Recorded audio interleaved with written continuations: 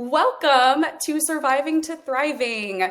I want to first say thank you guys so much for taking the time out of your busy schedule. Katie is a perfect example, taking care of her two boys, the nighttime bedtime routine, which I know is always a struggle.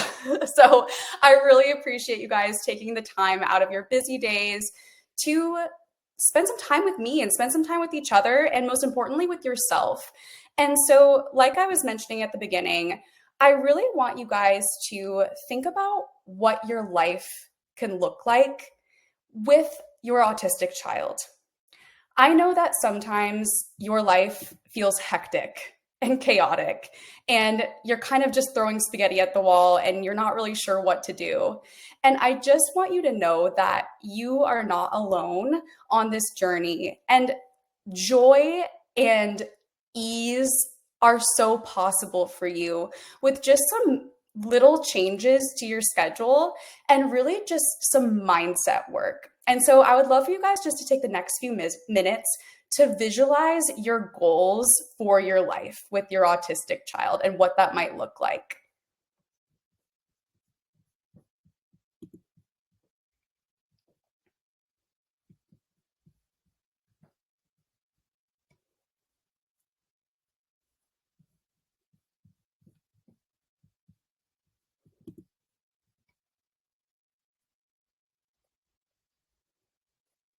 So, like I said, keep that in mind as we go through this presentation, because the point of this presentation is to give you guys really tangible tips and tricks to start practicing self-care so that you can achieve that joy and that ease that is so possible for you on your support needs parenting journey.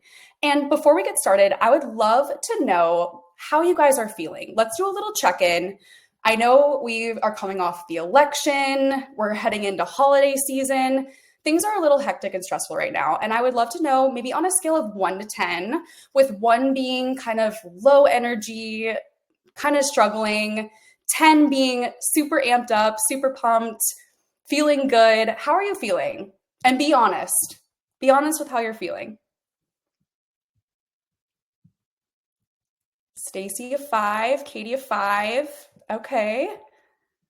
And let's see, is it Chalet? Chalet? Sorry if I wish I could hear you guys. We have a 2, so definitely have some room for improvement.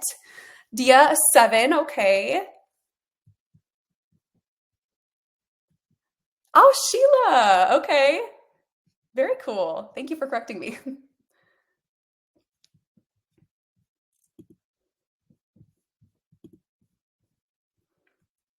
All right, so it looks like we have some varying levels here, and that's totally normal. Because as we know, everyone's experience being a support needs parent is different, and that can look different day to day, month to month, year to year. So I just want to make sure that we are checking in with ourselves and being honest with ourselves about where we're at and where we want to be. So really quickly, I'm Claire Powers. I'm a speech therapist and autism parent coach. And I am just so passionate about supporting autistic youth and their parents to find joy and achieve their goals. And it's become my life's work to prioritize you as a mom to truly help your child thrive because you are so capable. So, tonight we're going to be talking about why you must prioritize self care as a support needs parent, what it means to practice radical self care, practical tips and tricks to make self care a priority, not a hassle, and how to connect more deeply with your autistic child through co regulation. So, let's get started. So, let's take a quick poll. How many of you feel guilty for taking time for yourself and taking time for self-care? Give me a yes or no in the chat. Katie says all the time.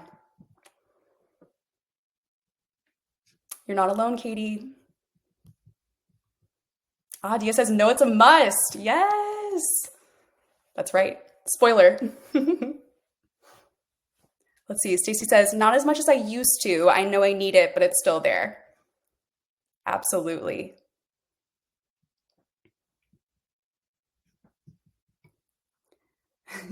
Dia has experience with two neurodivergent children. Yep.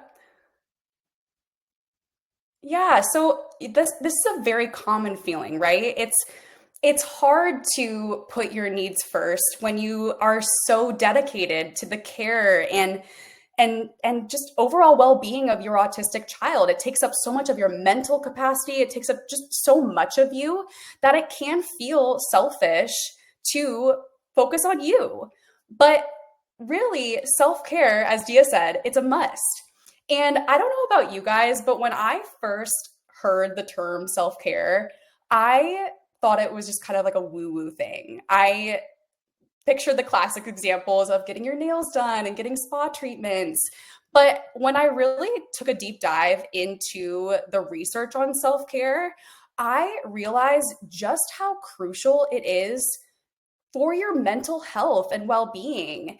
And truly, as a mother, your mental health is everything and it affects your child, it affects the rest of your family. And so, this is something that you have to prioritize. So I want you to make sure that you are taking that time for yourself and realizing that it's not selfish. It's really selfless. So this statistic, this research finding really hit me. It says research has shown that cortisol or stress levels in parents of autistic children were similar to those of combat veterans with PTSD. So I just want you to sit with that for a second.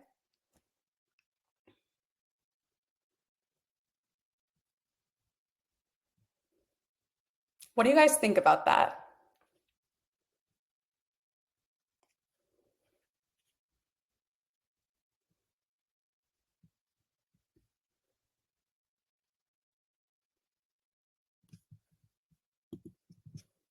Or maybe did you know that before? Yeah, Dia says it's true. Yeah, this I I just can't believe. I mean, I can believe, but it's just so mind-boggling to me that this conversation isn't being had as much as it should be. This is why this conversation is so important because this is serious stuff. Your mental health is everything. And I don't bring attention to this statistic or this research finding to scare you guys.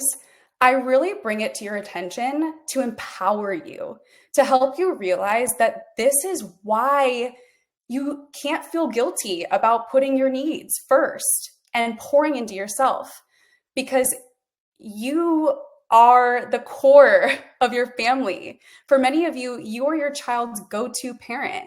And if your needs aren't being met, their needs aren't being met. So, a little lighthearted reminder after that heavy research finding that your self care isn't a choice. It's something you must prioritize in order to see progress and positive changes both in your child and in your life. And also, you deserve it. So, something to think about, and you guys know this more than me as support needs parents, that parenting in general is very hard, but parenting an autistic or neurodivergent child is incredibly hard. And I think a lot of the time support needs parents don't realize just how much it takes out of you. So I want you to think about parenting your autistic child as a withdrawal and deposit system in your energy or self-care piggy bank. So when you're going through the day, you're parenting, taking children to therapy, taking them to school, doing all the activities of everyday life, it is taking all of those self-care, all of those energy pieces out of you. So that's why it's so, so important to pour back into yourself, deposit back into that self-care, that energy piggy bank, so that you can avoid burnout. And I mean, we could have a whole other presentation about autistic burnout. But again, if you are burned out, your child is burned out.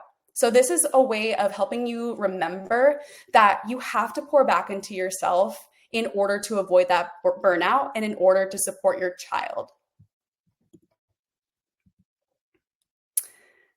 So let's talk about radical self-care. So if you guys are readers, I would highly recommend this book. It's called Thriving Together, an Essential Guide by Dr. Alondra Rogers. It is incredible. And I mean, you can see I have torn it up with notes and dog ears. It is amazing. And Dr. Alondra Rogers articulates something called radical self-care. And what that is essentially the non-negotiable, right? You know, when we talked about at the beginning, self-care, we kind of think of getting your nails done, spa treatments. This goes way beyond that. This is a imperative, non-optional requirement. And these are the activities that allow you to show up for the people that depend on you, your family, your autistic child.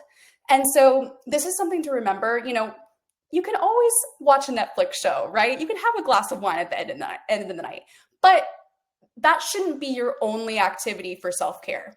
So it's really just thinking deeper and going deeper on what that self-care means to you and recognizing it as a non-optional requirement.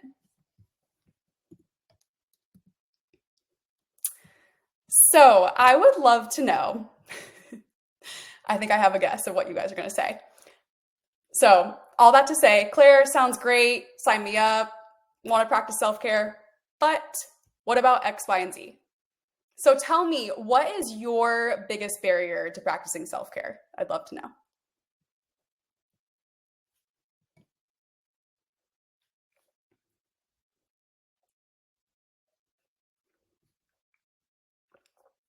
Dia says time. That is a huge one. Anyone else? Barriers to practicing self-care? Another time from Katie. Okay. Dia says, sometimes I'm so tired. Yeah. Oh, Katie, money. Okay. Time, money. Stacy says, time for myself doesn't exist unless I wake up early or stay up late. And then Sheila says, time and being so burnout. Yep. So all of those are so valid. And the big one that we hear is time. And essentially what time is trying to do too much with too little resources. So our first barrier here is support. So support equals relief.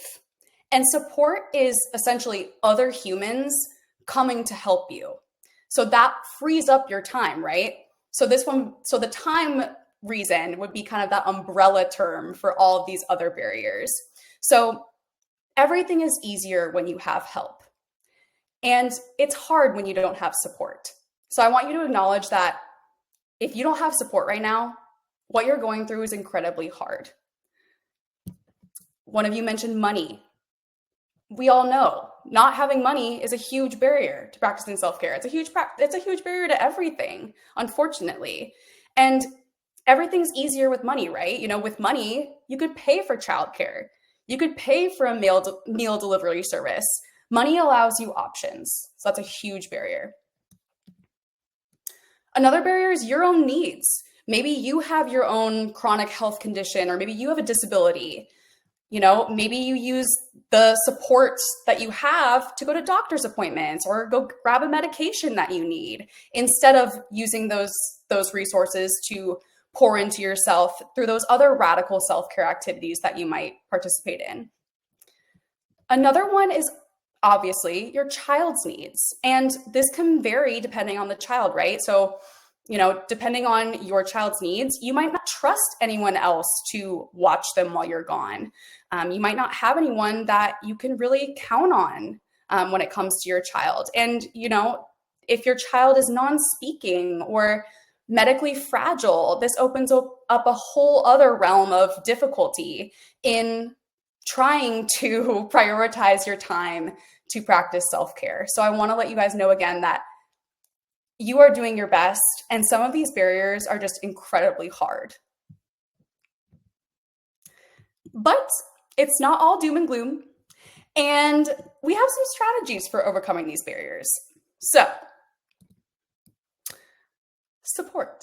So similarly, with support, we're asking for help. And I know this may sound very simple, but I'm willing to bet that for many of you, asking for help is hard.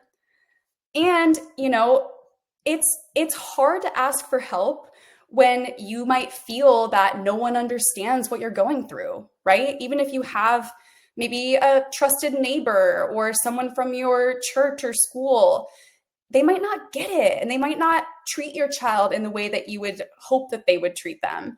And it's hard. It's hard to ask for help. But I would encourage you to be resourceful, right? I mean, part of radical self-care is being resourceful and kind of saying like, hey, I'm done with this. I'm done with staying in this cycle of negativity. And I'm going to do the best that I can to advocate for my child and the resources that we need. And so I would encourage you to look for your state's disability center resources. If you have a local state agency, there are several opportunities depending on the state for you to receive that support that you need. Maybe it's a support person who comes to your house to relieve you for some time while you go do some self-care activities, or go to appointments or go to the grocery store.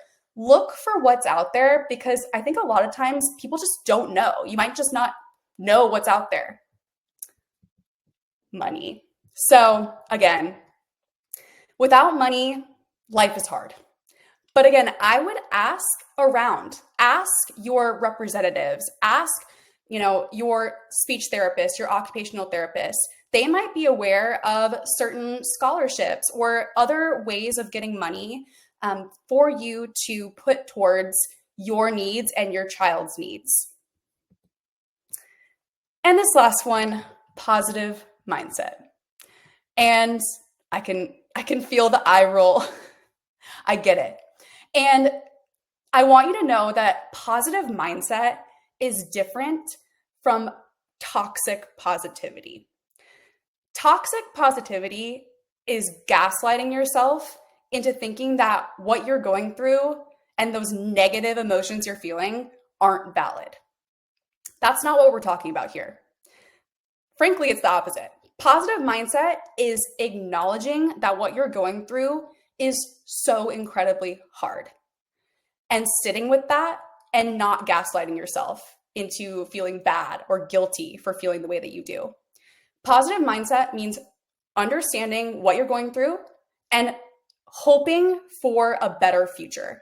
It means not getting stuck in that cycle of negativity and looking for resources, asking for help. And at the end of the day, realizing that what you're going through is a season of life. And there will be positives and negatives on this journey. And that's what makes your support needs parenting journey so beautiful, is those ebbs and flows, those ups and downs. And if you can really harness your thinking and how you're talking to yourself, how you're talking about the situation you're going through, you will see the changes, the positive changes that can come about with that positive thinking. Hi, Brian. All right. So now we've moved through all of these barriers, all of these things that keep you from practicing self-care. We went through a few of the strategies that you can try, but how do we actually practice self-care in real life?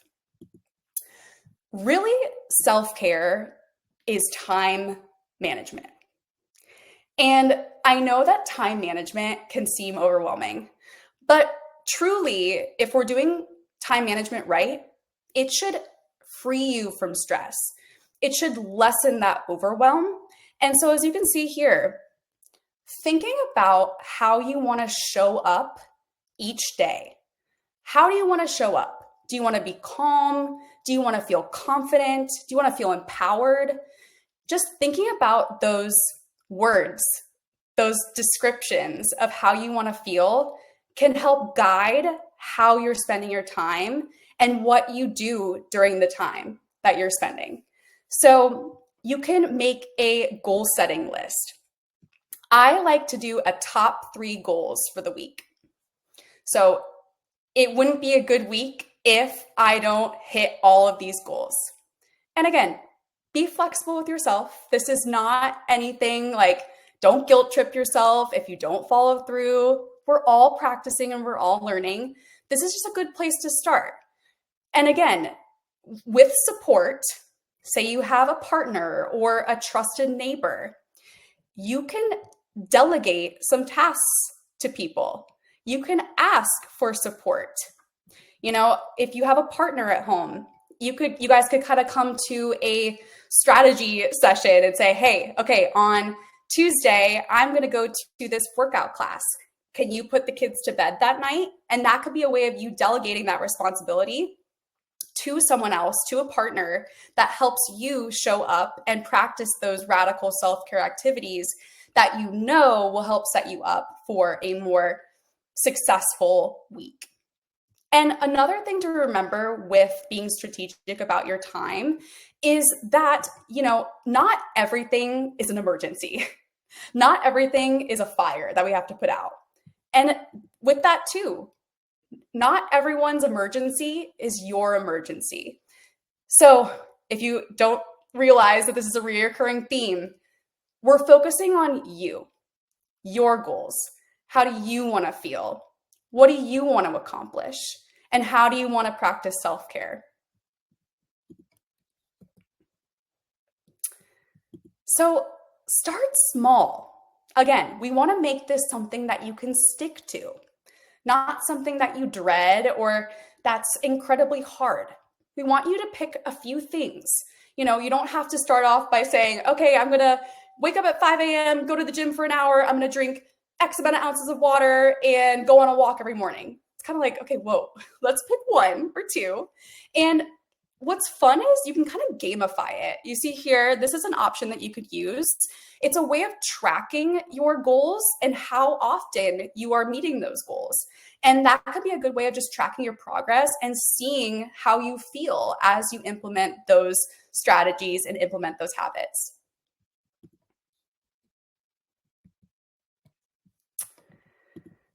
So, why does all of this matter? So, as we talked about, this is a non-negotiable that you, as a support needs parent, practice radical self-care.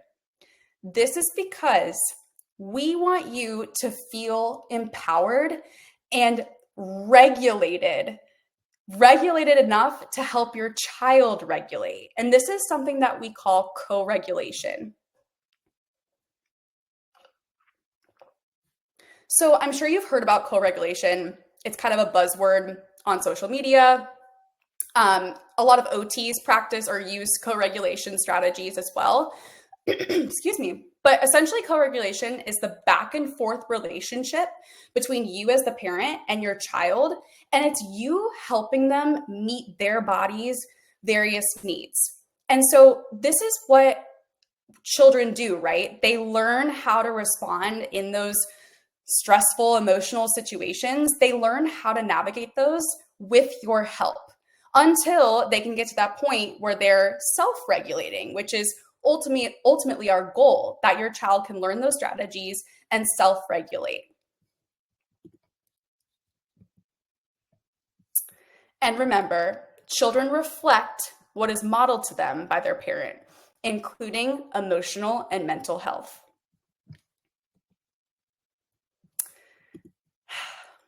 This all sounds great, right? How many of you get dysregulated by your own child's dysregulation?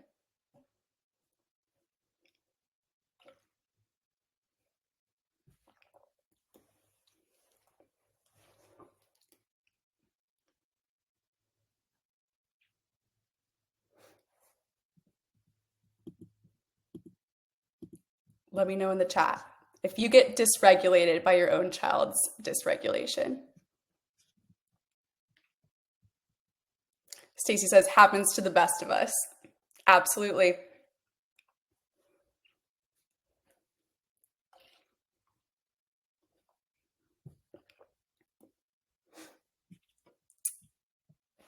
Yeah, Stacey, you're not alone.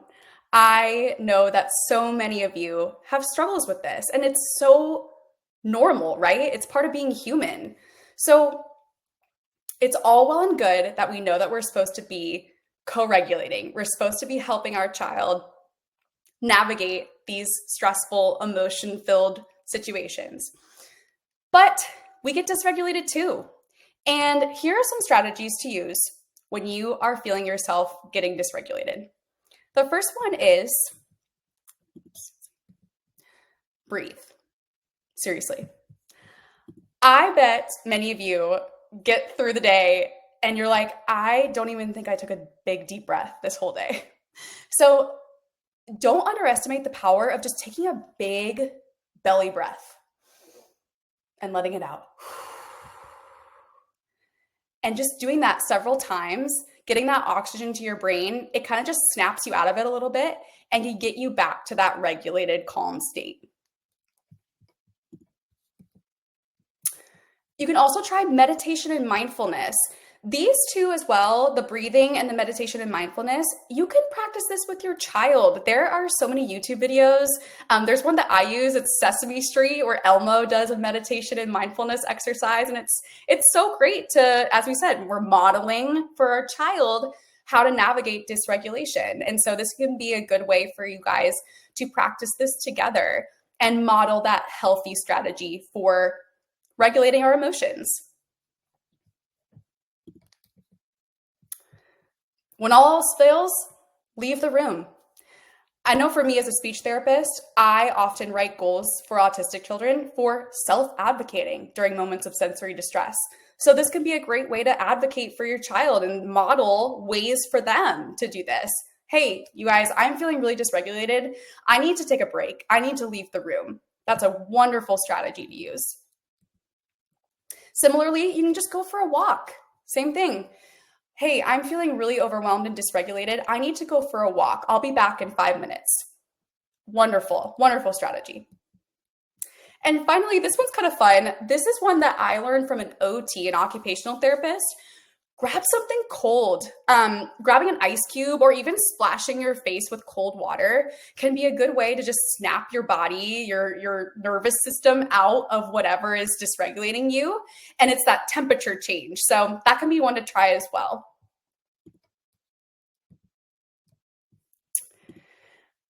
I'm sure you all have a story of being out in public, maybe in a grocery store, maybe in a shopping mall, and your child has a meltdown. I bet those are moments that you kind of look back and shudder because I bet people gave you looks. I bet you felt embarrassed. And it's uncomfortable, right? You want to just leave the situation and get out of there. And this is something that you can try. This first one is try and limit questions in spoken language. When your autistic child is having a meltdown, the last thing they need is more verbal auditory stimulation. Their body is going into fight or flight. They are shutting down and they cannot process language in the way that they usually could when they're regulated. So as much as possible, try to limit these questions in spoken language. You can also communicate that they're safe with you. And this doesn't have to be verbal speech, right? Communication can be physical. It can be your facial expressions. Just communicate to them that you are there, you are their safe space, and they are free to have their meltdown, feel their emotions because they are safe with you. Again, we want to make sure that they feel safe, and you can do that by validating what they're feeling. There is a common misconception, and I actually still hear it around social media and just from other therapists who maybe aren't as educated on neurodiversity affirming practices, that you shouldn't give your child attention when they're having a meltdown. You should ignore them. You've probably heard of something called planned ignoring. That is the worst piece of advice you could give to a parent of an autistic child. Your child needs to know that what they're feeling is okay.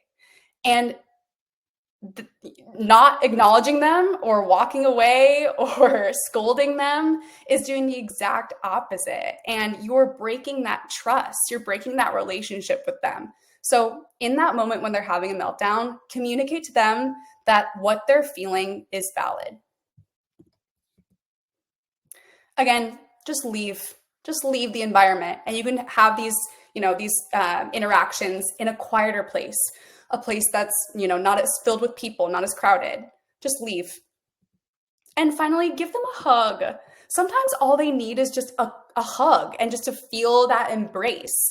So if that is comforting to your child, give them a hug.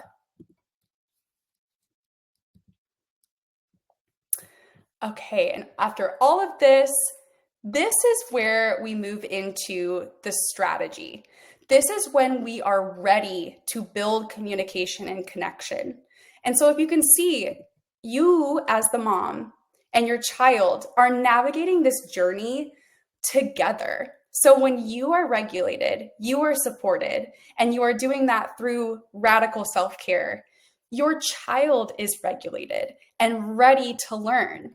So meeting their sensory needs only happens, this is only when you can practice this communication, this connection, learning. We have to make sure that your child's sensory needs are met in order to do that. And so for different children, this looks different, right? So there are some kids who need a lot of sensory input.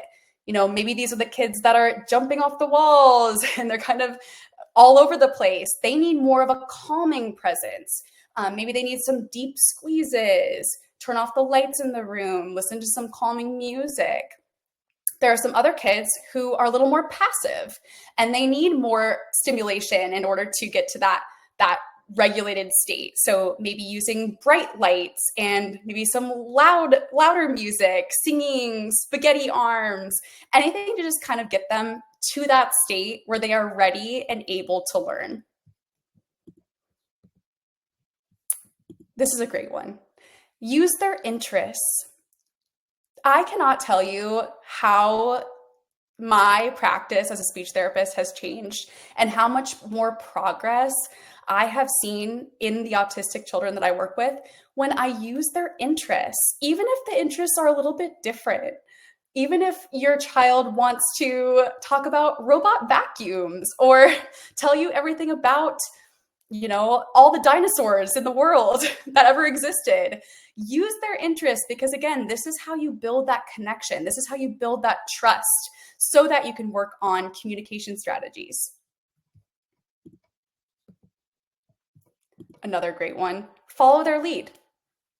If a child wants to take you to a different room that you don't usually go into, that's okay. Go with them, see what they're looking at, especially for our non-speaking kids. This takes a lot of detective work, right? If they're not communicating using verbal speech, we have to kind of get on their level and see what grabs their attention, how they're reacting. So follow your child's lead. So when you're modeling language, a great way to do this is to model language using songs. We're not going to go deep into Gestalt language processing in this particular presentation, but as we know, as I'm sure many of you are aware, many children, autistic children, are Gestalt language processors. And what that means is that they pick up on the melody or the intonation of language. And so using language in that way, in a sing-song manner, and even making it silly, makes it so that they'll remember the situation that you were using it in, and that'll help them communicate and use those phrases, use those gestalts in their own way. And lastly, use many forms of communication. I know that so many parents want to hear their child use spoken words. You want to hear your child say, "I love you, Mom," and I get it. But I also want to encourage you to remember that all communication is valid. So that includes physical touch. That includes your child pulling you to what they need. That includes your child touching your face, touching your mouth, looking at your eyes super intently. All of this is communication. And what this is showing you is that you have built a beautiful relationship with your child, because I'm sure you guys know building connection is the key to everything for your child. It takes a lot to build trust. And once your child builds trust with you and with others, the doors are open to so many possibilities and so many learning opportunities and just room for growth and connection. And if you don't take anything away from this presentation tonight, I want you guys to remember that prioritizing your needs is the key to seeing the beautiful expression of communication and connection for your autistic child.